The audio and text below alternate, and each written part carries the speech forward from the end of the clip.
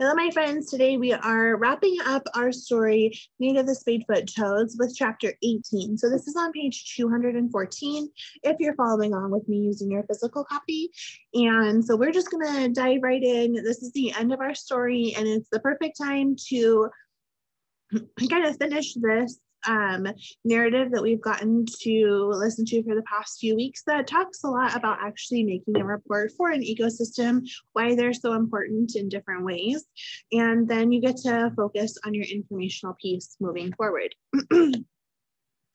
After school on Wednesday, Ben's heading into the kitchen for his snack when the phone rings.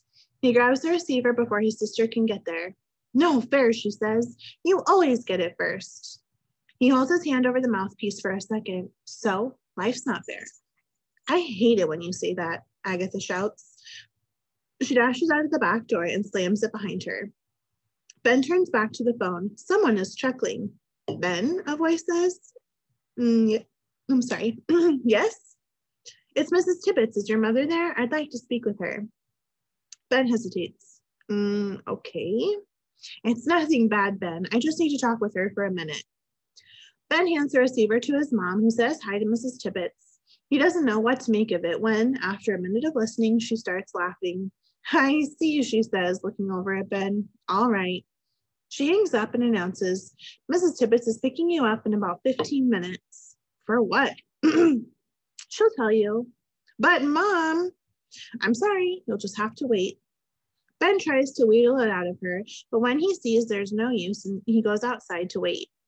A long half an hour later, Mrs. Tibbetts' station wagon pulls into the driveway. She leans over and opens the door. "Hi," Ben says as he hops in. "Hello, Ben."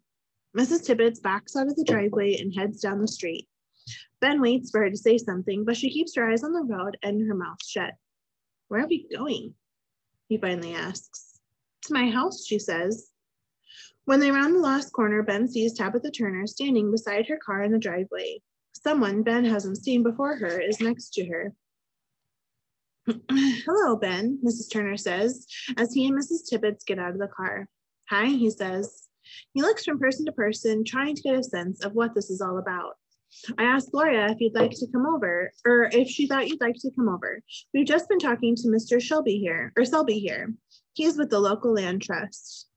Ben opens his mouth, then closes it again. No one says anything for a minute. They're all looking at each other, trying to figure out who should speak first. "I decided to sell most of the property to the land trust," Tabitha finally says. "I'm holding on to a 2-acre plot on the other side of the vernal pool where we may put up a few houses." Ben nods, still too stunned to speak. "The Spadefoots will be all right. I thought you should know." Ben looks at Mrs. Tibbetts, then back at Mrs. Turner. "You changed your mind," Ben says. Mrs. Turner nods her head. "Yes, someone made me change my mind." Ben's face breaks out into a huge grin. "That's great. That's really great," he says. Thank you. Thank you so much." "You're welcome," Mrs. Turner says.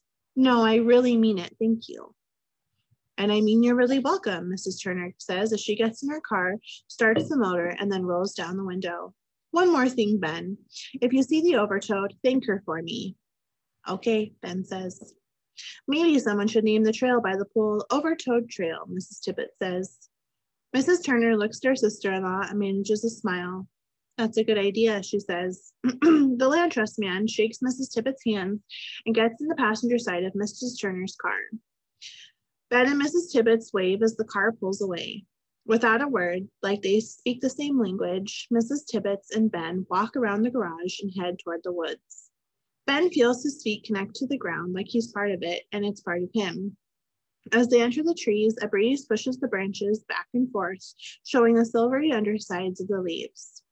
They come closer and closer to the place where the vernal pool was, and will be again. Suddenly, Mrs. Tibbetts draws a breath and stops. "Oh my gosh," she whispers, holding an arm out in front of her, or out in front of Ben. "What is it?" he whispers. "Look, just look." She points to the path ahead. Ben looks where she's pointing, and the hair rises on his arms. It's a rattlesnake. Crossing the path about 10 feet in front of them, sliding quietly over the dirt and leaves. Another one follows it. Ben and Mrs. Tibbetts watch them until they disappear into the undergrowth. I don't believe it, Mrs. Tippett murmurs. I just don't believe it. They both stand there for a moment, barely breathing. They're surrounded by the small sounds of the woods. Far off in the distance, they can hear a car motor. Finally, Mrs. Tippett breaks the silence. Well, she says, I guess we're just going to have to be a little more careful around here from now on. It seems that we have new neighbors. I hope they feel at home, Ben says. I hope you do too, Ben, said Mrs. Tippett. I do, he says, and he does, right at home. That is the end of this story. Now we get to focus completely on your independent informational writing pieces. So I hope you've enjoyed this and this has inspired you to start your own research and writing about your ecosystem. And you'll have to tell your teacher your favorite part of the story and if it ended the way you thought it would.